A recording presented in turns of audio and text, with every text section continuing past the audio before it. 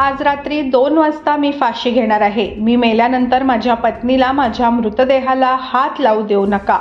ही all लिहून Instagram status ठेवत एका व्यक्तीने आत्महत्या केली आहे. हे प्रकरण हरियाणातील पानिपत जिल्ह्यातील गोपाल कॉलनी येथील आहे. येथे रात्री 2 वाजता एका तरुणाने आपलं जीवन संपवलं. मृत्यूपूर्वी या तरुणाने त्याच्या सोशल मीडिया अकाउंटवरून एक स्टेटसही पोस्ट केलं होतं. मात्र रात्री त्याच्या कुटुंबियांनी आणि मित्रांनी हे स्टेटस पाहिलं नाही. सकाळी या तरुणाची आई त्याला उठवण्यासाठी त्याच्या खोलीत गेली असता खोली लॉक असलेली होती. तिने अनेकदा दरवाजा ठोठावला पण आतून प्रतिसाद मिळाला नाही.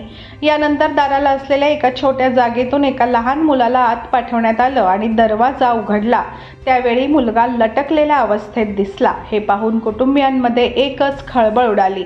या घटनेची माहिती पोलिसांना देण्यात आली.